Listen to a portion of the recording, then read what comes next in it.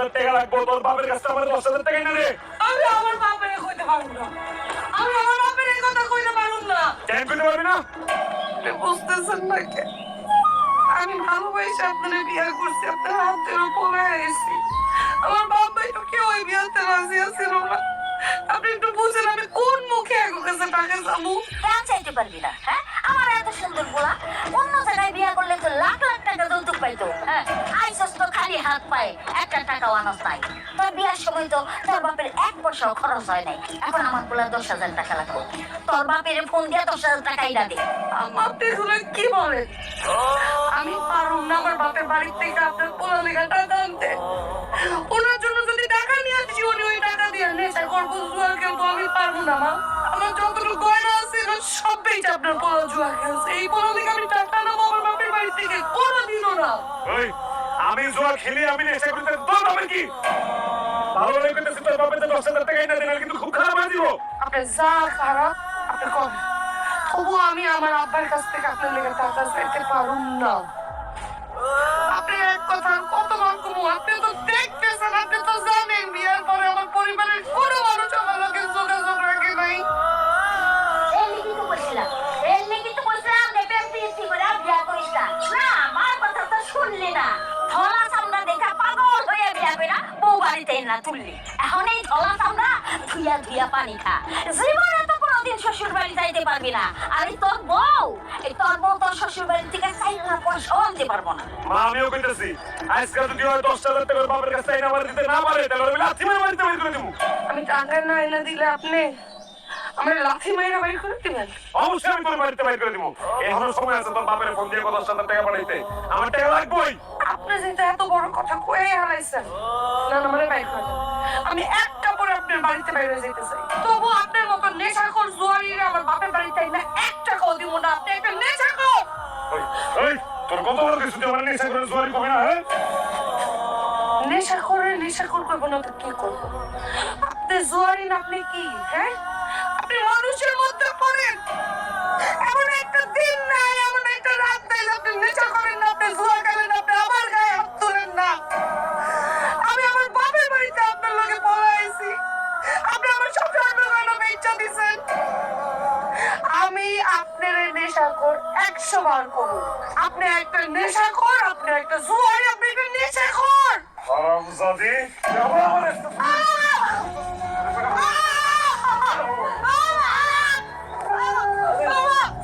আমি তাই দিব 1 তালাক 2 তালাক 3 তালাক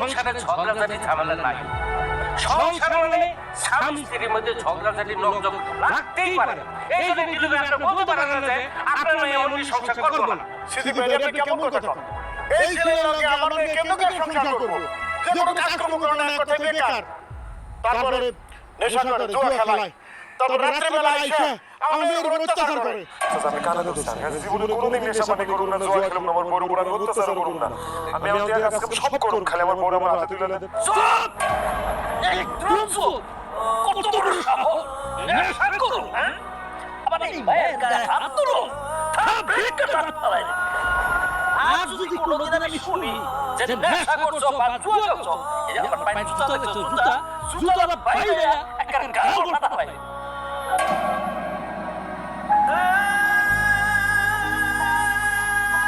মিয়া উনি তো কইলো আর কোনোদিন নেশা করবো না জুয়া খেলবো না এর দায়ভার আমরা মানে আমি নিলাম আর অমত কইলেন না আর একটা সংসার বাইয়া কোনো লাভ নাই আপনি আপনার মাইয়ারে এই মনিরের হাতে তুইলেন অসম্ভব ব্যাপার আমার আব্বা যদি আমার ওনার হাতে তুলে দেয় তাও আমি ওনার সাথে সংসার করব কেন তুমি সংসার করবা না কারণ উনি আমারে তালাক দিছে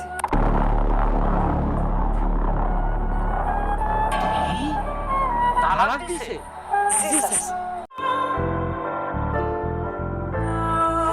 কি আপনি কারিসা আমার নাম শফিক দিলু চাচার কাছে আসছি উনি কি বাড়িতে আছেন আছেন কিন্তু আপনার শরীরটা ভালো না, একটু অসুস্থ।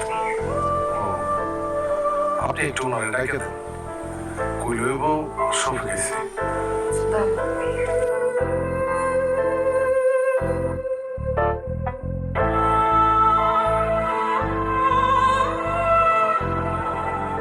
চাচা, আপনি যদি কিছু মনে না করেন, যদি আমার সাহস দেন, আপনার একটা কথা বলেছি।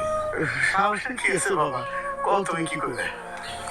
চাচা, বকুলের যদিও আজকে আমি প্রথম দেখছি, ওরা আমার ভালো লেগে গেছে। আপনার যদি আপত্তি না থাকে, বকুলে আমি বিয়ে করতে চাই। চাচা, যাও, আমার ছবি তুমি এত বড় মানুষের পোলা, তোমার টাকা পয়সা ধন দৌলত কোনো কিছুর অভাব নাই, তুমি আমার ভাইয়া বকুল বিয়ে করবা? ও চাচা, আমি বকুলে বিয়ে করতে চাই। আমি তো পাই বিয়ে করতে রাজি হয়ে যাও। আব্বা, কি করতেছ? আমি এমনি অনেক পাপ করে ফেলেছি আব্বা, আমার আর পাপের ভাগিদার বানাও। ঠিক আছে, আমাদের বিয়ে দিয়ে যদি তুমি চিন্তা মুক্ত হও, তাহলে তোমার আমি চিন্তা মুক্ত করে দিলাম। আমি এই বিয়েতে রাজি।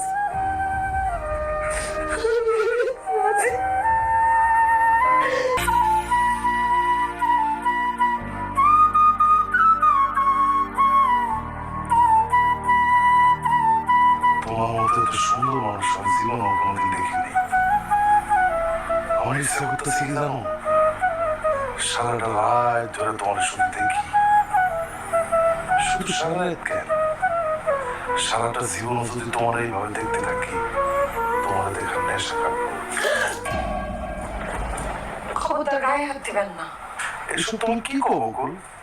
তুমি আমার স্ত্রী, আমি তোমার স্বামী, তোমার গায়ে হাত দিব না কেন? আপনি আমার স্বামী হইলো, আপনি আমার গায়ে হাত দিবেন না। আপনি কেন? আমি অন্য কাউকে আমার স্পর্শ করতে দেব না। সেটার কারণটা কি জানতে পারি? তার আগে আপনি আমারে বলেন, আপনি কি জানেন না শুনে এই বিয়েটা করছেন? আর আপনি কি জানেন আমার এর আগে একটা বিয়ে হয়েছিল? ও, আমি সব জানি। তোমার অতীতে যা ছিল তা নিয়ে আমার কোনো মাথা ব্যথা নেই। তোমার অতীতটা যদি কোনদিন ভবিষ্যতে না আসে, এখন থেকে তুমি যদি শুধু আমারই ভালোবাসো। না, আমি আপনার জীবনেও ভালোবাসতে পারবো না। আমি পৃথিবীতে একটা মানুষকে ভালোবাসছি, একটা মানুষই আমাদের ছুঁয়েছে, সে হচ্ছে আমার আগের স্বামী। অনেক ভালোবাসা বিয়ে করছি। বলি, আপনার একটা সত্যি কথা বলি, আমি না এখনো তারে বলতে পারি না, আমি এখনো তারে অনেক ভালোবাসি। আর এই ভালোবাসার মানুষ ছাড়া আমি অন্য কাউরে আমার স্পর্শ করতে দিতে পারি না। তাহলে তুমি আমার বিয়ে করলে কেন? আব্বার কারণে। আমার আব্বার রোজ আমার নিয়ে চিন্তা করে, দিন রাত 24 ঘন্টা চিন্তা করে যে আমার কি হবে। আবার মুখের দিকে তাকে আপনার বিয়ে করছে, একবার তো আমার নিজের বাপের কষ্ট দিছে, দ্বিতীয়বার দিতে চাইনি। ওরে মাফ করে দিয়ে আপনার আমি স্বামী হিসেবে মানতে পারবো না, ওরে মাফ করে দিয়ে। আমি কি কোনোদিন তোমার স্বামীর অধিকার পাবো না বকুল? যদি আমি কোনোদিন আমার পুরানো স্বামীকে বলতে পারি, আমি আমার ভালোবাসার মানুষকে বলতে পারি, সেদিন আপনি আপনার স্বামীর অধিকার পাবেন, এর আগে না। আর যদি তুমি কোনোদিন তোমার আগে স্বামীর বলতে না পারো, তাহলে আমি আপনার কোনোদিনও স্বামী হিসেবে মাইনা নিতে পারবো না।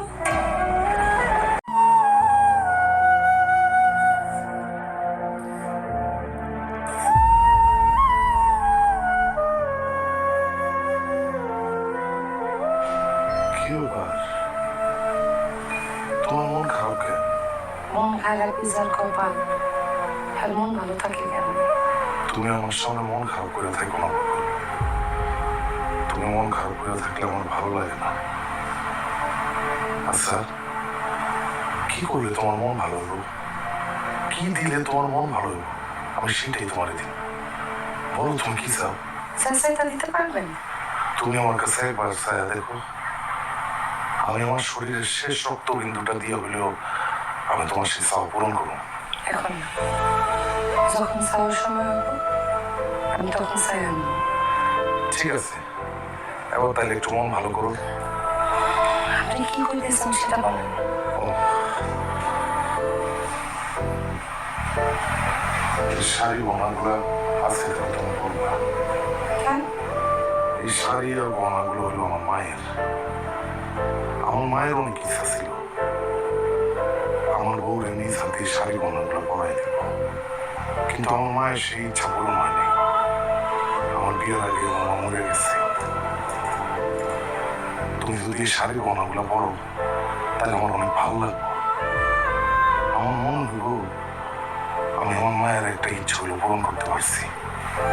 ঠিক আছে ভাই, কাজান করবো। এখন একটু করো না, শাড়ির গহনাগুলো পরলে তোমার কেমন লাগে আমি একটু দেখি। এই রাইতে রাইতে আমি গয়না পড়তে পারবো না।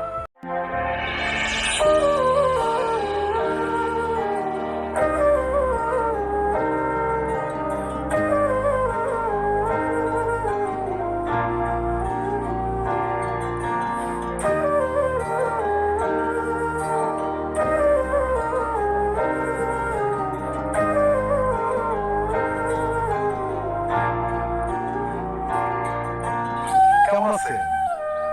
আচ্ছা আপনি কেমন মানুষ বলেন তো? আপনি হলেন আমার শ্বশুর বাড়ি লোক। আপনি আমার বাড়ির সামনে গেলেন কিন্তু ভেতরে গেলেন না। আমার সাথে আমার বাড়িতে চলেন, আজকে আমি আর আপনি এক লগে দুপুরের খাওয়ান খাবো। আপনি ভুল করতেছেন। আমি আপনার শ্বশুর বাড়ির এলাকার লোক না। কি কম? তাহলে আপনি কে? আপনি যারা বিয়ে করছেন বকুল, আমি তার আগের স্বামী। আপনি তাহলে বকুলের আগের স্বামী, কিন্তু আপনি আমার বাড়িতে গেছিলেন কেন? বকুল আমার আইতে হয়েছে তাই আইছি। অসম্ভব, আপনার কথা আমি বিশ্বাস করি না। বকুল কেন আপনার আমগো বাড়িতে আইতো? বকুল আমার না দেখে বেশি দিন থাকবার পারে না, তাই আমার দেওয়ার লেগে খবর দিছে। এসব আপনি কি করতেছেন ভাই? বকুলের সাথে আপনার ডিভোর্স হয়ে গেছে, সে কেন আপনার না দেখে থাকতে পারবো না? কারণ বকুল আমার এখনো ভালোবাসে, মনে প্রাণে ভালোবাসে। বকুল আমার ছাড়া বাঁচবার পারবো না, আমিও বকুল ছাড়া বাঁচবার পারবো না। আমাকে ভালোবাসার মাঝখানে বাধা দাঁড়িয়েছেন আপনি, তাই আমার বকুল আমার হাতে তুলে দেন। আপনি এসব কি করতেছেন ভাই? বকুলের সাথে আমার বিয়ে হয়ে গেছে, সে আমার স্বেচ্ছায় বিয়ে করছে। আমি কেন বকুলকে আপনার হাতে তুলে দিতে যাবো? বকুল নিজের ইচ্ছে আপনার বিয়ে করে নাই, ওর বাপ আর ভাই জোর করছে দেখে আপনার সাথে সে বিয়ে হয়েছে। আপনার টাকা পয়সা আছে, তার বাপ আর ভাই সেটা লোভে পড়া আপনার সাথে জোর করে বকুলের বিয়ে দিচ্ছে।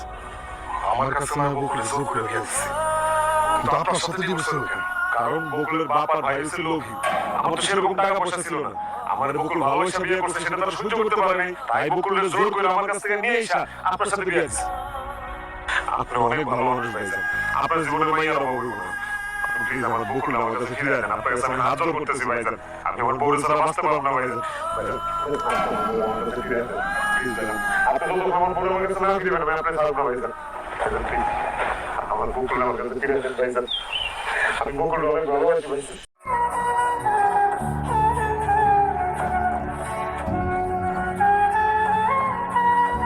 বকুল, এ বকুল, বকুল।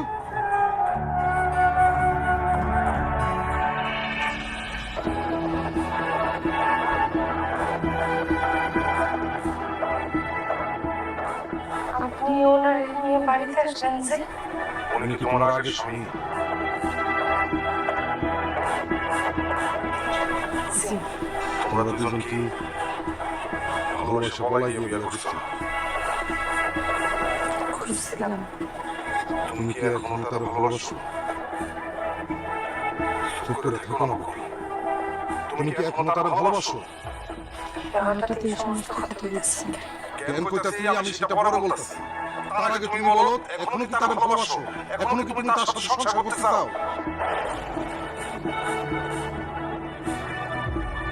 তুমি কথা কইতাছো না কেন?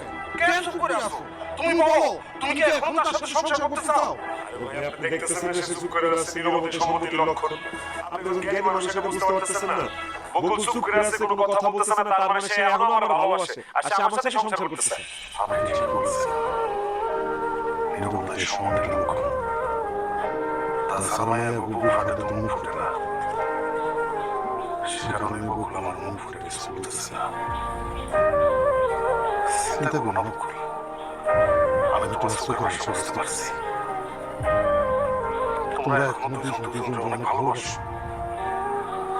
আমি সবসময় চাই ভালোবাসা জয় হোক। তুমি তোমার ভালোবাসা মানুষের কাছে যাও, তুমি ভালোবাসা মানুষের কাছে গেলে সুখ পাবা। তোমার সুখ তো আমার সুখ। তুমি তোমার ভালোবাসা মানুষের কাছে চলে যাও, আমি তোমার মুক্তি দিলাম। তুমি আমার কথা চিন্তা করো না। আমার আব্বা মরে যাওয়ার পর আমি তো একাই ছিলাম, সারাটা জীবন একাই থাকবো।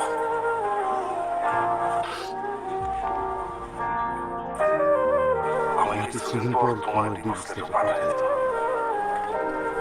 আর হ্যাঁ, তুমি তোমার আব্বা নিয়ে চিন্তা করো না, আমি ওনারে বুঝাবো। যাও, তুমি তোমার ভালোবাসা মানুষের সাথে যাও।